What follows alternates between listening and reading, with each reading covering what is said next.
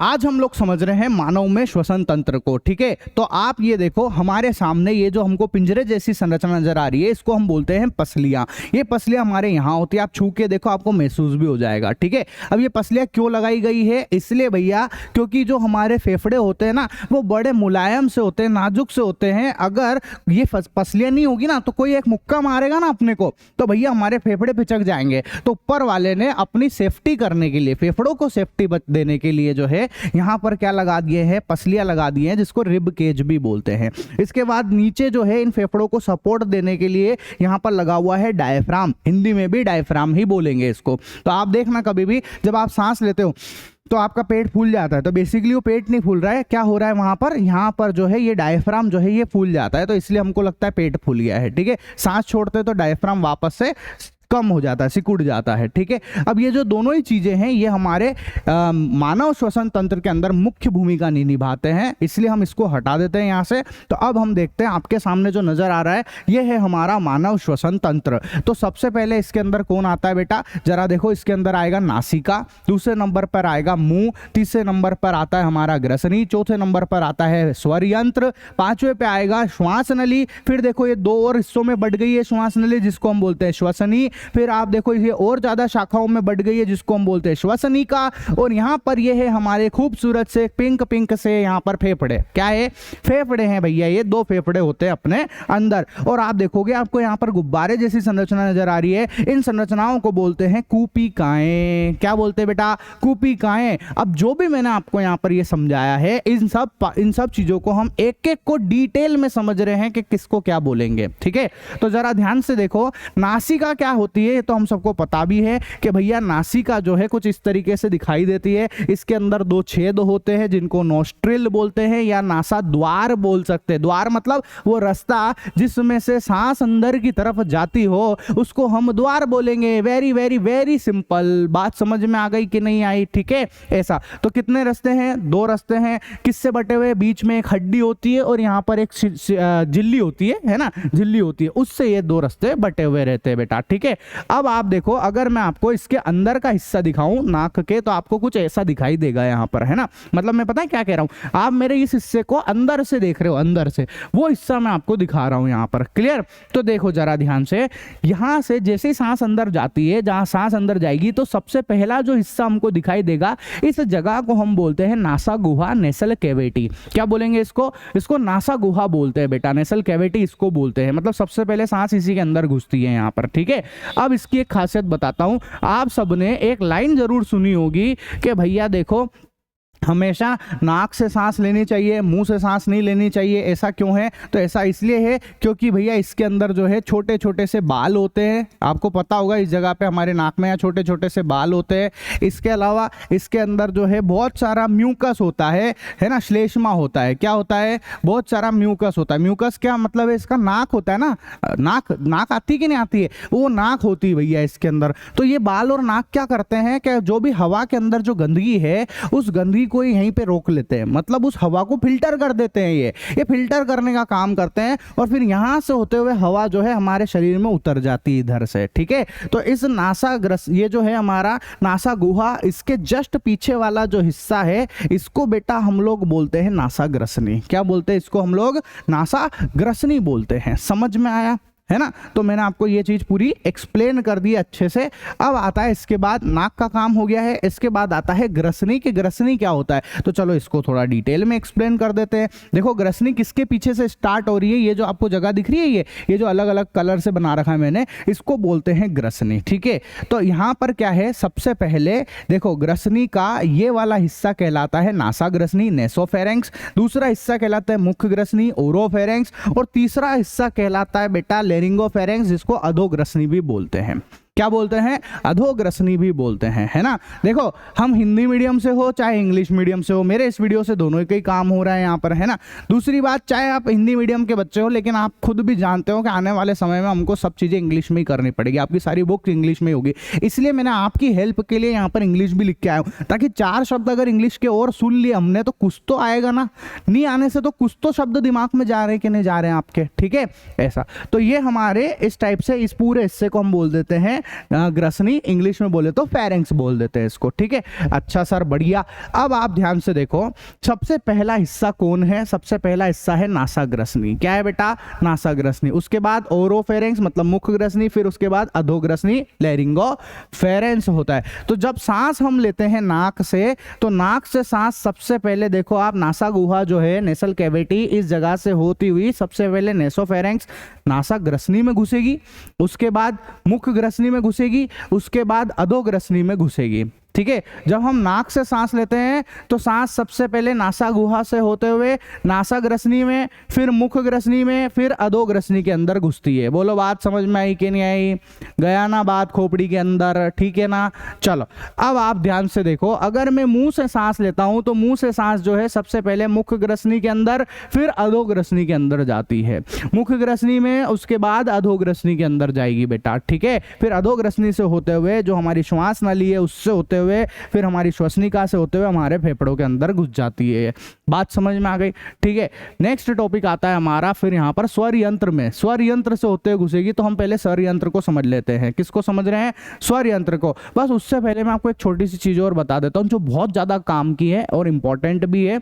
वो है भैया हमारे इपीग्लोटिक्स, घाटी ढक्कन। क्या बोलेंगे इसको? घाटी ढक्कन। बहुत बार ऐसे सवाल पूछ लेते हैं कि यार एक बात बताओ, जो सांस नली, हम जो खाना खाते हैं वो भैया भोजन नली में नहीं जाकर अगर सांस नली में चले जाए तो क्या हो जाएगा? तो अपन मर जाएंगे, ऑब्वियस सी बात है, फंस जाएगा खाना वहां पर, तो ठीक है। तो कौन ऐसा है, कौन ऐसी चीज है जो हमारे खाने को सांस नली में जाने से रोकता है? तो वो है भैया घाटी ढक्कन, एपिग्लोटिक्स बोलते हैं इसको, ठीक है। इसका क्या काम है जरा देखो, ये छोटा सा आपको नजर आ रहा है। जो भी हम खाना खाते हैं, आप देखना जरा इसको ध्यान से, ये खाना जैसे उतरा तो ये ऐसे झुक जाता है, देखा अभी आपने इसका मूवमेंट, देखो इस तरीके से, देखो ये इस तरीके से झुक जाता है। तो इससे फायदा क्या हुआ? इससे ये हुआ कि ये है सांस नली, है ना, और ये है भोजन नली। तो सांस नली के अंदर खाना नहीं जा पाएगा। जैसे ये ऐसे झुकेगा ना, देखो ये, देखो ये इस तरीके से झुक जाता है ये इधर, तो ये इधर का हिस्सा पैक कर देता है, तो अपने आप खाना किधर निकल जाता है? हमारी भोजन नली के अंदर उतर जाता है। ये सिंपल सा कॉन्सेप्ट है भैया एपिग्लोटिक्स का, तो है ना, घाटी ढक्कन का। अगर आपसे पूछे घाटी ढक्कन का क्या काम है, तो फटाक से जवाब दे देना भैया वो जो खाने को सांस नली में से जाने से रोकता है, ठीक है। लेकिन बहुत बार ऐसा हो जाता है कि हम बोलते बोलते खाना खाते हैं, तो उससे जो है हमारा खाना गलती से जो है इस सांस नली में चले जाता है, तो खाना अटक जाता है, फिर हमको ठसका आ जाता है। क्या आ जाता है? ठसका आ जाता है भाई साहब, ठीक है।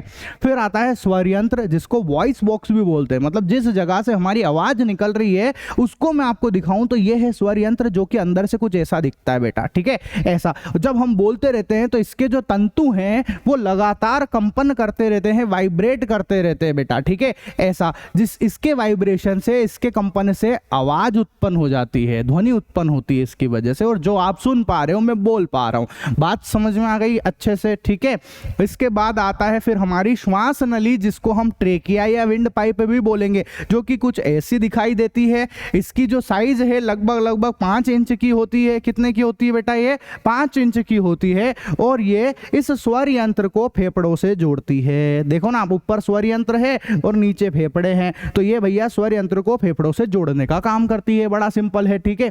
इसके बाद इसको अगर मैं आपको थोड़ा जूम करके दिखाऊं अंदर से, तो ये आपको कुछ ऐसा दिखेगा। अब आप देखोगे कि इसके अंदर कुछ बहुत सारे ऐसे छल्ले जैसे दिख रहे हैं, सी आकार के छल्ले, सी शेप्ड रिंग, ठीक है। सी आकार के छल्ले हैं, तो मतलब अपनी जो सांस नली है उसके अंदर जो है ऊपर वाले ने ऐसे छल्ले डाल के भेजे हुए हैं। अब सवाल उठता है कि ये छल्ले क्यों डले हुए हैं भैया? तो इसलिए डले हुए हैं क्योंकि क्या होता है सॉरी, होता क्या है कि जैसे आप समझो कि मेरे पास में एक थैली है ना, एक अगरबत्ती वाली अगरबत्ती रखते ना, वो थैली ले ली मैंने, इसी की जैसी दिखती है वो। उसके अंदर मैंने फूंक मारा, खाली कर दी उसको और फूंक मारा। जैसे मैं फूंक मारूंगा तो आप देखोगे वो थैली फूल जाएगी, लेकिन जैसे ही उसमें जब हवा भरूंगा तो वो फूल जाएगी, लेकिन जब हवा नहीं भरूंगा तो वापस से पिचक जाएगी। बोलो ऐसा होएगा कि नहीं होएगा? होएगा ना। सेम बात यहाँ पर भी होती है। जब इसमें हवा आती है ना तो ये फूलती है, लेकिन हर टाइम तो इसमें हवा नहीं जाएगी, तो फिर तो ये पिचक जानी चाहिए, पर ये तो नहीं पिचकती है। अगर सोचो ये पिचक जाए अगर, तो भैया ये सांस नली ही पिचक जाएगी हमारी, तो हम तो निपट जाएंगे भैया, हमारा तो राम नाम सत्य हो जाएगा। पर ऐसा तो नहीं होता कभी भी। तो ऐसा कौन है जो इनको पिचकने से रोक रहा है? वो है भैया सी आकार के छल्ले। ये क्या कर रहे हैं कि इसको ऐसे पास नहीं आने देते, जैसे ये थोड़ी सी पास आती है ना, इसको वापस से दूर धक्का मार देते हैं। ये मतलब इसको ऐसे पास नहीं आने देते, इसको है पिचकने नहीं देते हैं इसको। ये काम होता है सी आकार के छल्लों का। तो बड़ा इंटरेस्टिंग सब्जेक्ट है साइंस, पढ़ने में बड़ा मजा आता है, और स्पेशली अगर एनिमेशन हमारे सामने आ जाए ना तो और ही भयंकर मजा आ जाता है इसमें, ठीक है। फिर आता है श्वसनी। ये जो देखो सांस नली जो है ये भैया दो रस्तों में बढ़ जाती है, जिसको हम बोलते हैं श्वसनी। क्या बोलते हैं इसको? श्वसनी बोलते हैं, ठीक है, ऐसे। और ये आगे जाकर और भी बहुत सारे कई रस्तों में बढ़ जाएगी, जिसको हम बोलेंगे श्वसनिका। क्या बोलेंगे? श्वसनिका इसको बोलेंगे। तो अंदर से कुछ इस तरीके से अगर देखें हम जूम करके तो ऐसा कुछ नजर आएगा कि हाँ भैया ये श्वसनी है, और आगे ब्रांचेस में बढ़ गई, ये शाखाओं में बढ़ गई, जिसको श्वसनिका कहते हैं। सिंपल ऐसा। फिर हम समझते हैं अपने फेफड़े को। किसको समझ रहे हैं? ये हमारा फेफड़ा है। अब आप देखोगे तो फेफड़ा कहाँ होता है? हमारी चेस्ट कैविटी के अंदर, वक्ष गुहा के अंदर होता है। वक्ष गुहा मतलब अगर मैं फेफड़े को यहाँ से गायब करूँ तो देखो ये जो जगह दिख रही है ना आपको, ये इसको हम बोलते हैं थोरासिक कैविटी या वक्ष गुहा बोलते हैं। जो खाली पिंजरा पड़ा हुआ है इसको वक्ष गुहा बोलते हैं, ठीक है। चलो अपने फेफड़े वापस से रख देते हैं, सांस लेने में दिक्कत आएगी वरना, है ना। तो आप देखोगे यहाँ पे ये हमारे फेफड़े। चलो इसको देखो आप, नीचे डायफ्राम है, फेफड़े को सपोर्ट करने का काम करता है ये। अब आप देखो ढंग से देखोगे तो ये फेफड़े आपको यहाँ पर नजर आ जाएंगे। इस फेफड़ों के अंदर बहुत सारी श्वास नलियां है ना, श्वास फेफड़े असंख्य श्वास नलियों, कूपिकाओं, रक्त वाहिकाओं, लसिका वाहिकाएं, लचीले तंतु, झिल्ली तथा अनेक केशिकाओं से निर्मित होते हैं। बहुत सारी चीजें होती है इसके अंदर, फेफड़ों के अंदर, ठीक है।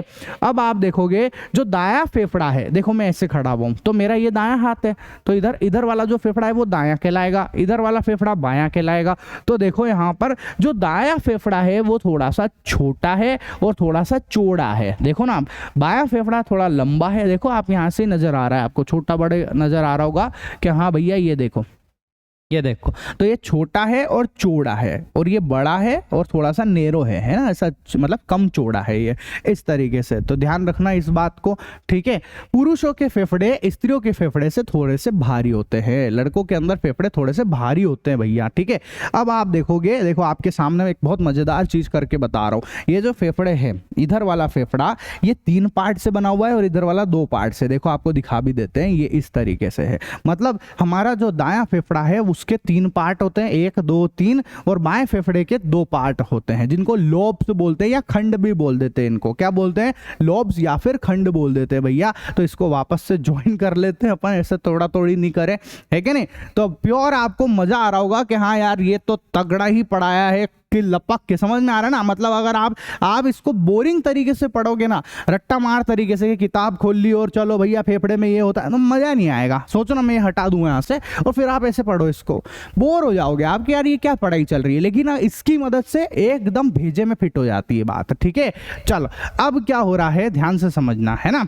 यहाँ पे बहुत सारी चीजें मैंने आपको बताई दी फेफड़े के बारे में। फेफड़े का काम क्या है? फेफड़े भैया हमारे रक्त के अंदर, हमारे ब्लड के अंदर जो है ऑक्सीजन मिलाते हैं भैया। क्या करते हैं? ऑक्सीजन मिला देते हैं और उसका शुद्धिकरण कर देते हैं, उसको प्योरीफाई कर देते हैं हमारे खून को। मतलब खून के अंदर ऑक्सीजन मिलाने का काम है फेफड़ों का। क्लियर? फिर आती है हमारी कूपिकाएं। अब आप देखोगे आपको छोटे छोटे से यहाँ पर फूल गोभी जैसे दिख रहे हैं, गुब्बारे जैसी संरचनाएं नजर आ रही है। इस गुब्बारे जैसी संरचनाओं को हम लोग बोलते हैं कूपिका एल्वियोली। क्या बोलेंगे इसको? एल्वियोली बोलेंगे। The balloon like structure is called alveoli, right? ठीक है। चलो भैया अब इस एल्वियोली का काम क्या है? ये गुब्बारे जैसे संरचना है। सबसे पहली बात तो इसमें गैसों का आदान प्रदान होता है, इसके अंदर गैसों का एक्सचेंज होता है भैया। अब कैसे होता है? चलो आपको एक काम करता हूं, एक गुब्बारे को हम लोग है ना, देखना ध्यान से, यहां से इस एक गुब्बारे को ऐसे बाहर निकालते हैं और इधर की तरफ दिखाते हैं आपको कि क्या है। तो ये एक कूपिका है बेटा। अब आप देखो इस कूपिका के ऊपर बहुत सारी नीले नीले कलर की, लाल लाल कलर की आपको कुछ लाइनें दिख रही है। ये लाइन और कुछ नहीं है, ये केशिकाएं हैं, ब्लड कैपिलरीज है। केशिका कहते हैं बेटा, केशिका में से खून दौड़ता रहता है। बात समझ में आई? ठीक है। तो देखो जरा, ये रक्त को लाने ले जाने का काम करती है। अब कहां ले जाने का? हमारी कोशिकाओं में ले जाने का, हमारी सेल्स में ले जाने का काम करती है। अल्टीमेटली हम जो भी खा रहे हैं पी रहे सब कहां लग रहा है? सब कुछ सेल्स के अंदर ही जा रहा है, कोशिका के अंदर ही जा रहा है। क्योंकि हम जानते हैं हमारा शरीर किससे बना हुआ है? कोशिका से बना हुआ है, सेल से बना हुआ है भैया। ठीक है, पढ़ा होगा ना आपने, कोशिका को शरीर की संरचनात्मक एवं क्रियात्मक इकाई कहते हैं। Cell is the structural and functional unit of the body.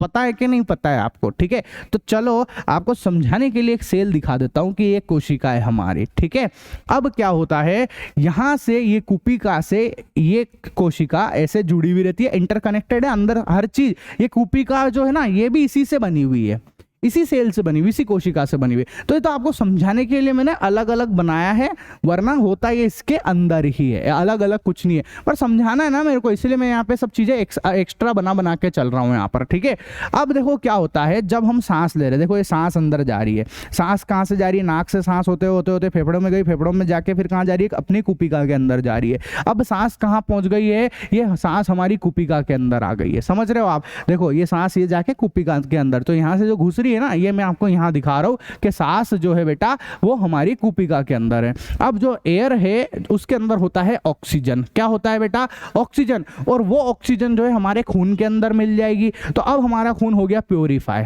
ठीक है, शुद्ध खून हो गया है। वो शुद्ध खून यहाँ से होके बहेगा, ऐसे बहेगा और हमारी कोशिका तक जाएगा, हमारी सेल तक जाएगा। अब इसके अंदर क्या होता है? इसमें होता है वायवीय श्वसन, एरोबिक रेस्पिरेशन। मतलब कहने का ये है, जब वो खून हमारे इसके अंदर जाएगा तो उसके अंदर ऑक्सीजन भी है ना। अब हमको पता होना चाहिए कि यहाँ पर ग्लूकोज होता है, हर एक कोशिका के अंदर ग्लूकोज होता है बेटा, जिससे हमको एनर्जी मिलती है। मिलती कि नहीं मिलती है? तो क्या होगा यहाँ पे, वो ग्लूकोज जब उस ऑक्सीजन से मिलेगा, जैसे ही ग्लूकोज ऑक्सीजन से मिलेगा, आप अच्छे से समझ लो कि यहाँ से जो है कार्बन डाइऑक्साइड गैस बाहर निकलेगी और एनर्जी बाहर निकलेगी, ऊर्जा बाहर निकल जाएगी। तो ऊर्जा को तो हम अपने काम में ले लेते हैं, जैसे मैं पढ़ा पा रहा हूँ, आप पढ़ पा रहे हो, आप खेल कूद पा रहे हो, बहुत सारे कामों के लिए ऊर्जा हम यूज कर लेते हैं। और जो CO2 है, वो CO2 वाला खून जो है, यहाँ से वो जो ब्लड है, वो CO2 वाला जो खून है, वो ऐसे होते हुए वापस से हमारी कुपिका के अंदर पहुंच जाता है। पहुंच गया कुपिका के अंदर। अब क्या होता है, जब मैंने सांस ली ना, जब मैं सांस ले रहा हूं, देखो ऐसे फील करो इस बात को, जब मैं सांस ले रहा हूं तो इधर वाला काम हो गया। जब मैं सांस छोड़ रहा हूं, जैसे मैंने सांस ली, ऐसे ही होता है ना। तो जब मैं सांस ले रहा हूं तो इधर वाला काम हो गया, और जब मैंने सांस छोड़ी, जैसे ही मैंने सांस छोड़ी, तो भैया वो जो कार्बन डाइऑक्साइड है जो यहाँ पर आ चुकी है, देखो आप इधर से देखो, ये कार्बन डाइऑक्साइड वाला खून जो इधर गया है वो यहाँ आ गया। अब जब मैं सांस छोड़ रहा हूं तो सांस छोड़ते वक्त क्या होगा, यहाँ से वो कार्बन डाइऑक्साइड जो है एक सेकंड यहाँ से होकर बाहर निकल जाती है। क्या हो जाती है बेटा? यहाँ से कार्बन डाइऑक्साइड जो है ये ऐसे बाहर निकल जाती है, मतलब हमारे नाक के थ्रू बाहर निकल जाती है। देखो आप इधर से देखो, ऑक्सीजन जा रही है, ऑक्सीजन इसके अंदर जा रही है, और ये कार्बन डाइऑक्साइड यहाँ से बाहर निकल रही है, कार्बन डाइऑक्साइड बाहर निकल रही है। इसी को हम बोलते हैं हमारा श्वसन तंत्र, यही हमारा श्वसन कहलाता है बेटा। ठीक है, अगर ये जो कुपिका बंद हो जाए किसी भी कारणवश, इसमें कोई दिक्कत आ जाए, तो हमको बीमारियां हो जाती है। तो जैसे देखो, अगर कुपिका जाम हो जाती है तो इस बीमारी को निमोनिया कह देते हैं। छोटे बच्चों में बड़ा हो जाता है निमोनिया, सुना होगा आपने, है ना, ऐसा। फिर टीबी नामक रोग में कुपिका में छेद हो जाता है। अगर इस कुपिका के अंदर छेद हो जाए, इस एल्वियोली में छेद हो जाए, तो उससे टीबी हो जाती है भैया। क्या हो जाती है? टीबी। टीबी में फिर आदमी खांसता ही रहता है, उसकी खांसी नहीं रुकती है कभी भी। फिर कुपिका पर बलगम जमा हो जाता है, उसको दमा रोग कहते हैं भैया। अगर इसके ऊपर बलगम मतलब नाक, म्यूकस, अगर वो जमा हो जाए, श्लेष्मा जमा हो जाता है, तो उसको दमा रोग कहते हैं। याद रह जाएगी ये सारी की सारी बातें, बोलो अच्छे से दिमाग में रह जाएगा ना कि क्या चीज है, पूरा का पूरा कॉन्सेप्ट क्या है भैया। ठीक है, ऐसा। और एक छोटी सी बात और बता देता हूं मैं कि भैया देखो, ऐसा है कि जब भी हम धूम्रपान करते हैं तो धूम्रपान सेहत के लिए भैया नुकसानदायक होता है ना। जब आप सिगरेट पीते हो, सुट्टेबाजी करते हो, तो वो हमारी कुपिका को नुकसान पहुंचाता है। इसकी वजह से हमको बीमारियां हो जाती है, यहाँ तक कि कैंसर भी हो सकता है, लंग्स कैंसर भी हो सकता है। तो इसलिए भैया सुट्टेबाजी करने का नहीं। ठीक है, मजा आया हो, लेक्चर समझ में आया हो, तो वीडियो को शेयर कर देना, सब्सक्राइब करना मत भूलना। और ऐसे ही वीडियो मैं आप लोगों के लिए लाता रहूंगा। तब तक के लिए टाटा, बाय बाय।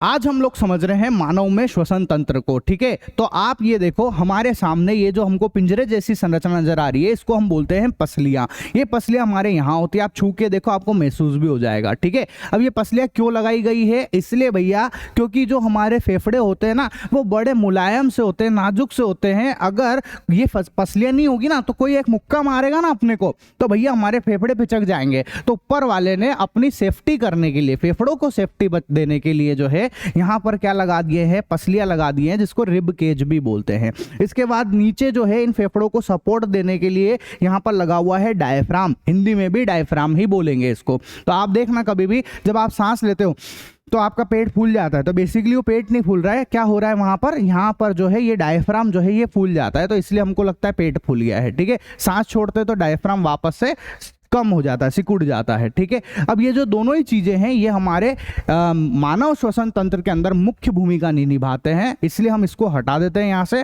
तो अब हम देखते हैं आपके सामने जो नजर आ रहा है ये है हमारा मानव श्वसन तंत्र। तो सबसे पहले इसके अंदर कौन आता है बेटा, जरा देखो, इसके अंदर आएगा नासिका, दूसरे नंबर पर आएगा मुंह, तीसरे नंबर पर आता है हमारा ग्रसनी, चौथे नंबर पर आता है स्वर यंत्र, पांचवें पे आएगा श्वास नली। फिर देखो ये दो और हिस्सों में बढ़ गई है श्वास नली जिसको हम बोलते हैं श्वसनी। फिर आप देखो ये और ज्यादा शाखाओं में बढ़ गई है जिसको हम बोलते हैं श्वसनिका। और यहाँ पर ये है हमारे खूबसूरत से पिंक पिंक से यहाँ पर फेफड़े, क्या है, फेफड़े हैं भैया, ये दो फेफड़े होते हैं अपने अंदर। और आप देखोगे आपको यहाँ पर गुब्बारे जैसी संरचना नजर आ रही है, इन संरचनाओं को बोलते हैं कूपिकाएं। क्या बोलते हैं बेटा, कूपिकाएं। अब जो भी मैंने आपको यहाँ पर ये समझाया है इन सब चीजों को हम एक एक को डिटेल में समझ रहे हैं कि किसको क्या बोलेंगे। ठीक है, तो जरा ध्यान से देखो, नासिका क्या होती है तो हम सबको पता भी है कि भैया नासिका जो है कुछ इस तरीके से दिखाई देती है। इसके अंदर दो छेद होते हैं जिनको नोस्ट्रिल बोलते हैं या नासा द्वार बोल सकते हैं। द्वार मतलब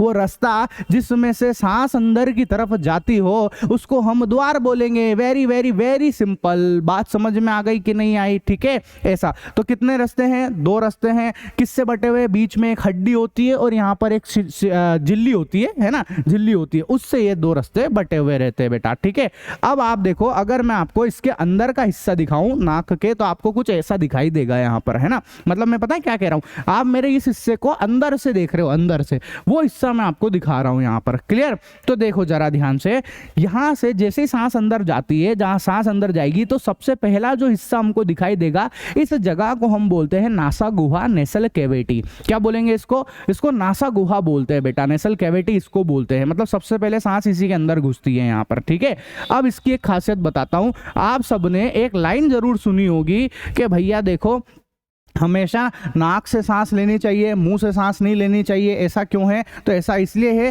क्योंकि भैया इसके अंदर जो है छोटे छोटे से बाल होते हैं। आपको पता होगा इस जगह पे हमारे नाक में छोटे छोटे से बाल होते हैं। इसके अलावा इसके अंदर जो है बहुत सारा म्यूकस होता है ना, श्लेष्मा होता है। क्या होता है, बहुत सारा म्यूकस होता है। म्यूकस क्या मतलब है, इसका नाक होता है ना, नाक आती कि नहीं आती है, वो नाक होती है भैया इसके अंदर। तो ये बाल और नाक क्या करते हैं कि जो भी हवा के अंदर जो गंदगी है उस गंदगी को यहीं पे रोक लेते हैं, मतलब उस हवा को फिल्टर कर देते हैं। ये फिल्टर करने का काम करते हैं और फिर यहां से होते हुए हवा जो है हमारे शरीर में उतर जाती है इधर से। ठीक है, तो इस ये जो है हमारा नासा गुहा, इसके जस्ट पीछे वाला जो हिस्सा है इसको बेटा हम लोग बोलते हैं नासा ग्रसनी। क्या बोलते हैं इसको, हम लोग नासा ग्रसनी बोलते हैं। समझ में आया, है ना। तो मैंने आपको ये चीज पूरी एक्सप्लेन कर दी अच्छे से।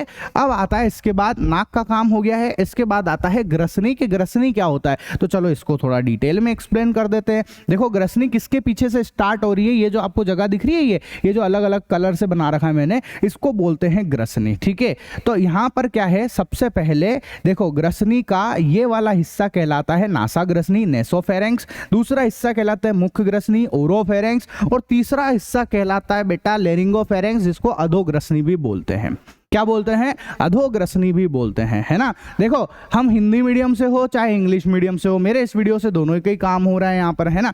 दूसरी बात, चाहे आप हिंदी मीडियम के बच्चे हो लेकिन आप खुद भी जानते हो कि आने वाले समय में हमको सब चीज़ें इंग्लिश में ही करनी पड़ेगी, आपकी सारी बुक्स इंग्लिश में होगी। इसलिए मैंने आपकी हेल्प के लिए यहाँ पर इंग्लिश भी लिख के आया हूँ, ताकि चार शब्द अगर इंग्लिश के और सुन लिए हमने तो कुछ तो आएगा ना, नहीं आने से तो कुछ तो शब्द दिमाग में जा रहे हैं कि नहीं जा रहे हैं आपके। ठीक है, ऐसा तो ये हमारे इस टाइप से इस पूरे हिस्से को हम बोल देते हैं ग्रसनी, इंग्लिश में बोले तो फेरेंक्स बोल देते हैं इसको। ठीक है, अच्छा सर, बढ़िया। अब आप ध्यान से देखो, सबसे पहला हिस्सा कौन है, सबसे पहला हिस्सा है नासाग्रसनी। क्या है बेटा, नासाग्रसनी। उसके बाद ओरोफेरेंक्स मतलब मुख ग्रसनी, फिर उसके बाद अधोग्रसनी लेरिंगोफेरेंस होता है। तो जब सांस हम लेते हैं नाक से, तो नाक से सांस सबसे पहले देखो आप, नासा गुहा जो है नेसल कैविटी, इस जगह से होती हुई सबसे पहले नेसोफेरेंक्स नासाग्रसनी में घुसेगी, उसके बाद मुख ग्रसनी में घुसेगी, उसके बाद अधोग्रसनी में घुसेगी। ठीक है। जब हम नाक से सांस लेते हैं तो सांस सबसे पहले नासा गुहा से होते हुए नासा ग्रसनी में, फिर मुख ग्रसनी में, फिर अधोग्रसनी के अंदर घुसती है। बोलो बात समझ में आई कि नहीं आई? गया ना बात खोपड़ी के अंदर, ठीक है ना। चलो अब आप ध्यान से देखो, अगर मैं मुंह से सांस लेता हूं तो मुंह से सांस जो है सबसे पहले मुख ग्रसनी के अंदर, फिर अधोग्रसनी के अंदर जाती है। मुख ग्रसनी में, उसके बाद अधोग्रसनी के अंदर जाएगी बेटा, ठीक है। फिर अधोग्रसनी से होते हुए जो हमारी श्वास नली है उससे होते हुए, फिर हमारी श्वसनिका से होते हुए हमारे फेफड़ों के अंदर घुस जाती है। बात समझ में आ गई, ठीक है।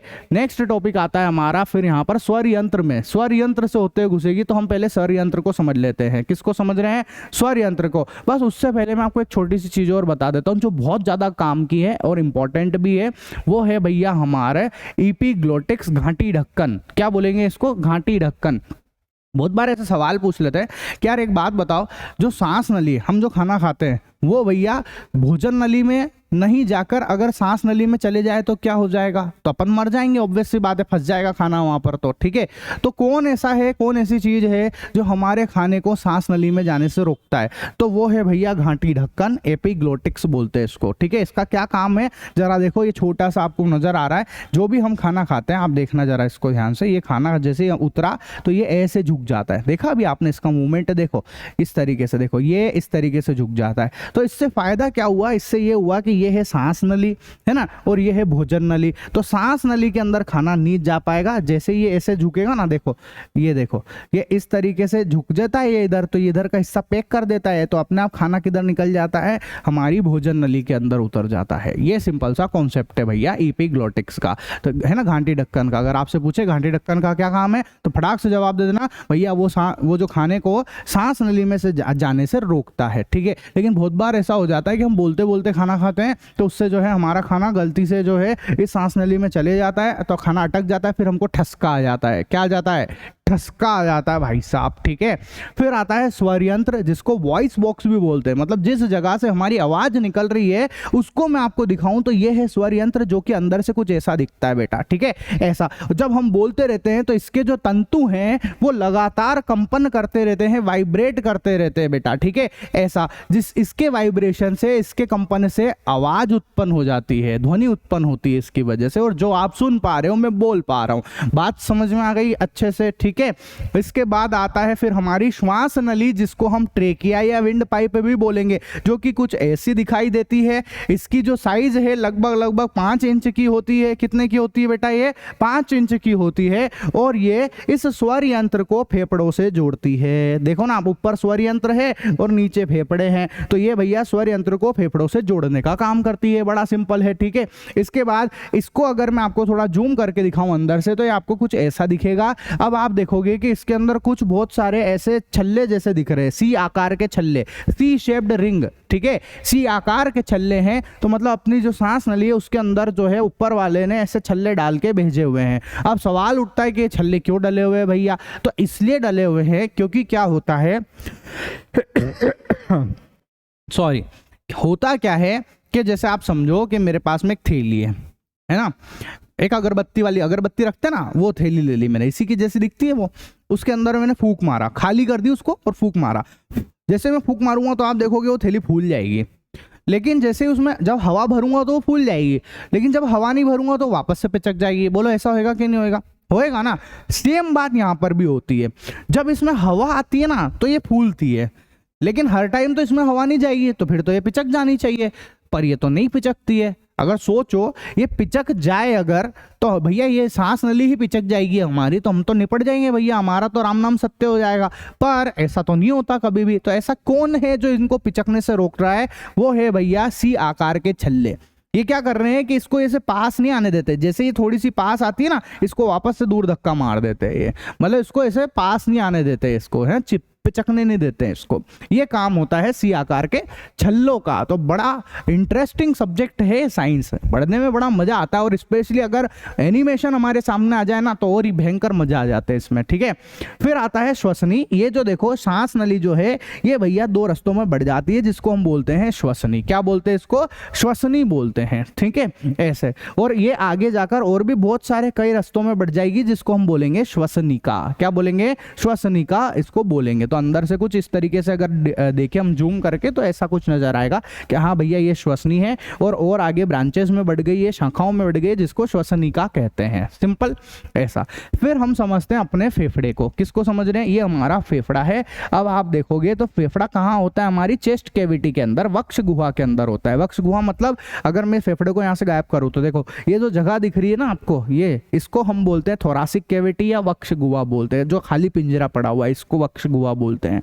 ठीक है, चलो अपने फेफड़े वापस से रख देते हैं, सांस लेने में दिक्कत आएगी वरना, है ना। तो आप देखोगे यहाँ पे ये हमारे फेफड़े। चलो इसको देखो आप, नीचे डायफ्राम है, फेफड़े को सपोर्ट करने का काम करता है ये। अब आप देखो ढंग से देखोगे तो ये फेफड़े आपको यहाँ पर नजर आ जाएंगे। इस फेफड़ों के अंदर बहुत सारी श्वास नलियां, है ना। श्वास फेफड़े असंख्य श्वास नलियों, कूपिकाओं, रक्त वाहिकाओं, लसिका वाहिकाएं, लचीले तंतु, झिल्ली तथा अनेक केशिकाओं से निर्मित होते हैं। बहुत सारी चीजें होती है इसके अंदर, फेफड़ों के अंदर। ठीक है, अब आप देखोगे जो दायां फेफड़ा है, देखो मैं ऐसे खड़ा हुआ हूं तो मेरा ये दायां हाथ है, तो इधर वाला जो फेफड़ा है वो दायां कहलाएगा, इधर वाला फेफड़ा बायां कहलाएगा। तो देखो यहाँ पर जो दायां फेफड़ा है वो थोड़ा सा छोटा है और थोड़ा सा चौड़ा है। देखो ना, बायां फेफड़ा थोड़ा लंबा है, देखो आप यहां से नजर आ रहा है, आपको छोटा बड़े नजर आ रहा होगा कि हाँ भैया ये देखो, ये देखो, तो ये छोटा है और चौड़ा है, और ये बड़ा है और थोड़ा सा नेरो है ना, ऐसा मतलब कम चौड़ा है ये, इस तरीके से। तो ध्यान रखना इस बात को। ठीक है, पुरुषों के फेफड़े स्त्रियों के फेफड़े से थोड़े से भारी होते हैं, लड़कों के अंदर फेफड़े थोड़े से भारी होते हैं भैया। ठीक है, अब आप देखोगे, देखो आपके सामने एक बहुत मजेदार चीज करके बता रहा हूं। ये जो फेफड़े हैं, इधर वाला फेफड़ा ये 3 पार्ट से बना हुआ है और इधर वाला 2 पार्ट से। देखो आपको दिखा भी देते हैं, ये इस तरीके से है। मतलब हमारा जो दायां फेफड़ा है उसके 3 पार्ट होते हैं, 1 2 3, और बाएं फेफड़े के 2 पार्ट होते हैं, जिनको लोब्स बोलते हैं या खंड भी बोल देते हैं। इनको क्या बोलते हैं? लोब्स या फिर खंड बोल देते हैं भैया। तो इसको वापस से ज्वाइन कर लेते हैं अपन, ऐसे तोड़ा तोड़ी नहीं करें, है कि नहीं। तो प्योर आपको मजा आ रहा होगा कि हाँ यार ये तो तगड़ा ही पढ़ाया है, कि लपक के समझ में आ रहा है ना। मतलब अगर आप इसको बोरिंग तरीके से पढ़ोगे ना, रट्टा मार तरीके से, किताब खोल ली और चलो भैया फेफड़े में ये होता है, तो मजा नहीं आएगा। सोचो ना मैं ये हटा दूं यहाँ से और फिर आप ऐसे पढ़ो इसको, बोर हो जाओगे आप कि यार ये क्या पढ़ाई चल रही है। लेकिन इसकी मदद से एकदम भेजे में फिट हो जाती है बात। ठीक है, चलो अब क्या हो रहा है ध्यान से समझना, है ना। यहाँ पे बहुत सारी चीजें मैंने आपको बताई दी फेफड़े के बारे में। फेफड़े का काम क्या है? फेफड़े भैया हमारे रक्त के अंदर, हमारे ब्लड के अंदर जो है ऑक्सीजन मिलाते हैं भैया। क्या करते हैं? ऑक्सीजन मिला देते हैं और उसका शुद्धिकरण कर देते हैं, उसको प्योरीफाई कर देते हैं हमारे खून को। मतलब खून के अंदर ऑक्सीजन मिलाने का काम है फेफड़ों का। क्लियर? फिर आती है हमारी कूपिकाएं। अब आप देखोगे आपको छोटे छोटे से यहाँ पर फूल गोभी जैसे दिख रहे हैं, गुब्बारे जैसी संरचनाएं नजर आ रही है। इस गुब्बारे जैसी संरचनाओं को हम लोग बोलते हैं कूपिका एल्वियोली। क्या बोलेंगे इसको? एल्वियोली बोलेंगे। The balloon like structure is called alveoli, right. ठीक है, चलो भैया अब इस एल्वियोली का काम क्या है? ये गुब्बारे जैसे संरचना है। सबसे पहली बात तो इसमें गैसों का आदान प्रदान होता है, इसके अंदर गैसों का एक्सचेंज होता है भैया। अब कैसे होता है? चलो आपको एक काम करता हूं, एक गुब्बारे को हम लोग है ना, देखना ध्यान से, यहां से इस एक गुब्बारे को ऐसे बाहर निकालते हैं और इधर की तरफ दिखाते हैं आपको कि क्या है। तो ये एक कूपिका है बेटा। अब आप देखो इस कूपिका के ऊपर बहुत सारी नीले नीले कलर की, लाल लाल कलर की आपको कुछ लाइनें दिख रही है। ये लाइन और कुछ नहीं है, ये केशिकाएं हैं, ब्लड कैपिलरीज है। केशिका कहते हैं बेटा, केशिका में से खून दौड़ता रहता है। बात समझ में आई? ठीक है, तो देखो जरा, ये रक्त को लाने ले जाने का काम करती है। अब कहां ले जाने का? हमारी कोशिकाओं में ले जाने का, हमारी सेल्स में ले जाने का काम करती है। अल्टीमेटली हम जो भी खा रहे हैं पी रहे सब कहां लग रहा है? सब कुछ सेल्स के अंदर ही जा रहा है, कोशिका के अंदर ही जा रहा है। क्योंकि हम जानते हैं हमारा शरीर किससे बना हुआ है? कोशिका से बना हुआ है, सेल से बना हुआ है भैया। ठीक है, पढ़ा होगा ना आपने, कोशिका को शरीर की संरचनात्मक एवं क्रियात्मक इकाई कहते हैं। Cell is the structural and functional unit of the body. पता है कि नहीं पता है आपको? ठीक है, तो चलो आपको समझाने के लिए एक सेल दिखा देता हूं कि ये कोशिका है हमारी। ठीक है, अब क्या होता है, यहां से ये कूपिका से ये कोशिका ऐसे जुड़ी हुई रहती है, इंटरकनेक्टेड है अंदर हर चीज। ये कूपिका जो है ना, ये भी इसी से बनी हुई है, इसी सेल से बनी हुई, इसी कोशिका से बनी हुई। तो ये तो आपको समझाने के लिए मैंने अलग अलग बनाया है, वरना होता ये इसके अंदर ही है, अलग अलग कुछ नहीं है, पर समझाना है ना मेरे को, इसलिए मैं यहाँ पे सब चीजें एक्स्ट्रा बना के चल रहा हूँ यहाँ पर, ठीक है। अब देखो क्या होता है जब हम सांस ले रहे हैं, देखो ये सांस अंदर जा रही है, सांस कहाँ से जा रही है, नाक से सांस होते होते होते फेफड़ों में गई, फेफड़ों में जाके फिर कहाँ जा रही है, अपनी कुपिका के अंदर जा रही है। अब सांस कहाँ पहुंच गई है, ये सांस हमारी कुपिका के अंदर आ गई है, समझ रहे हो आप। देखो ये सांस ये जाके कुपिका के अंदर, तो यहाँ से जो घुस रही है ना, ये मैं आपको यहाँ दिखा रहा हूँ कि सांस जो है बेटा वो हमारी कुपिका के अंदर है। अब जो एयर है उसके अंदर होता है ऑक्सीजन, क्या होता है बेटा, ऑक्सीजन, और वो ऑक्सीजन जो है हमारे खून के अंदर मिल जाएगी। तो अब हमारा खून हो गया प्योरीफाई, ठीक है, शुद्ध खून हो गया है। वो शुद्ध खून यहां से होके बहेगा, ऐसे बहेगा और हमारी कोशिका तक जाएगा, हमारी सेल तक जाएगा। अब इसके अंदर क्या होता है, इसमें होता है वायवीय श्वसन, एरोबिक रेस्पिरेशन। मतलब कहने का ये है जब वो खून हमारे इसके अंदर जाएगा तो उसके अंदर ऑक्सीजन भी है ना। अब हमको पता होना चाहिए कि यहाँ पर ग्लूकोज होता है, हर एक कोशिका के अंदर ग्लूकोज होता है बेटा, जिससे हमको एनर्जी मिलती है, मिलती कि नहीं मिलती है। तो क्या होगा यहाँ पे, वो ग्लूकोज जब उस ऑक्सीजन से मिलेगा, जैसे ही ग्लूकोज ऑक्सीजन से मिलेगा, आप अच्छे से समझ लो कि यहाँ से जो है कार्बन डाइऑक्साइड गैस बाहर निकलेगी और एनर्जी बाहर निकलेगी, ऊर्जा बाहर निकल जाएगी। तो ऊर्जा को तो हम अपने काम में ले लेते हैं, जैसे मैं पढ़ा पा रहा हूँ, आप पढ़ पा रहे हो, आप खेल कूद पा रहे हो, बहुत सारे कामों के लिए ऊर्जा हम यूज कर लेते हैं। और जो CO2 है, वो CO2 वाला खून जो है यहाँ से, वो जो ब्लड है, वो CO2 वाला जो खून है, वो ऐसे होते हुए वापस से हमारी कुपिका के अंदर पहुंच जाता है। पहुंच गया कुपिका के अंदर। अब क्या होता है, जब मैंने सांस ली ना, जब मैं सांस ले रहा हूं, देखो ऐसे फील करो इस बात को, जब मैं सांस ले रहा हूं तो इधर वाला काम हो गया, जब मैं सांस छोड़ रहा हूं, जैसे मैंने सांस ली, ऐसे ही होता है ना, तो जब मैं सांस ले रहा हूं तो इधर वाला काम हो गया, और जब मैंने सांस छोड़ी, जैसे ही मैंने सांस छोड़ी तो भैया वो जो कार्बन डाइऑक्साइड है जो यहाँ पर आ चुकी है, देखो आप इधर से देखो, ये कार्बन डाइऑक्साइड वाला खून जो इधर गया है वो यहाँ आ गया। अब जब मैं सांस छोड़ रहा हूं तो सांस छोड़ते वक्त क्या होगा, यहाँ से वो कार्बन डाइऑक्साइड जो है एक सेकंड यहां से होकर बाहर निकल जाती है। क्या हो जाती है बेटा, यहां से कार्बन डाइऑक्साइड जो है ये ऐसे बाहर निकल जाती है, मतलब हमारे नाक के थ्रू बाहर निकल जाती है। देखो आप इधर से देखो, ऑक्सीजन जा रही है, ऑक्सीजन इसके अंदर जा रही है, और ये कार्बन डाइऑक्साइड यहाँ से बाहर निकल रही है, कार्बन डाइऑक्साइड बाहर निकल रही है। इसी को हम बोलते हैं हमारा श्वसन तंत्र, यही हमारा श्वसन कहलाता है बेटा, ठीक है। अगर ये जो कुपिका बंद हो जाए, किसी भी कारणवश इसमें कोई दिक्कत आ जाए, तो हमको बीमारियां हो जाती है। तो जैसे देखो, अगर कुपिका जाम हो जाती है तो इस बीमारी को निमोनिया कह देते हैं। छोटे बच्चों में बड़ा हो जाता है निमोनिया, सुना होगा आपने, है ना, ऐसा। फिर टीबी नामक रोग में कुपिका में छेद हो जाता है। अगर इस कुपिका के अंदर छेद हो जाए, इस एल्वियोली में छेद हो जाए, तो उससे टीबी हो जाती है भैया। क्या हो जाती है, टीबी। टीबी में फिर आदमी खांसता ही रहता है, उसकी खांसी नहीं रुकती है कभी भी। फिर कुपिका पर बलगम जमा हो जाता है, उसको दमा रोग कहते हैं भैया। अगर इसके ऊपर बलगम मतलब नाक, म्यूकस, अगर वो जमा हो जाए, श्लेष्मा जमा हो जाता है, तो उसको दमा रोग कहते हैं। याद रह जाएगी ये सारी की सारी बातें, बोलो अच्छे से दिमाग में रह जाएगा ना कि क्या चीज है, पूरा का पूरा कॉन्सेप्ट क्या है भैया, ठीक है, ऐसा। और एक छोटी सी बात और बता देता हूं मैं कि भैया देखो, ऐसा है कि जब भी हम धूम्रपान करते हैं तो धूम्रपान सेहत के लिए भैया नुकसानदायक होता है ना। जब आप सिगरेट पीते हो, सुट्टेबाजी करते हो, तो वो हमारी कुपिका को नुकसान पहुंचाता है। इसकी वजह से हमको बीमारियां हो जाती है, यहाँ तक कि कैंसर भी हो सकता है, लंग्स कैंसर भी हो सकता है। तो इसलिए भैया सुट्टेबाजी करने का नहीं, ठीक है। मजा आया हो, लेक्चर समझ में आया हो तो वीडियो को शेयर कर देना, सब्सक्राइब करना मत भूलना। और ऐसे ही वीडियो मैं आप लोगों के लिए लाता रहूंगा। तब तक के लिए टाटा बाय बाय।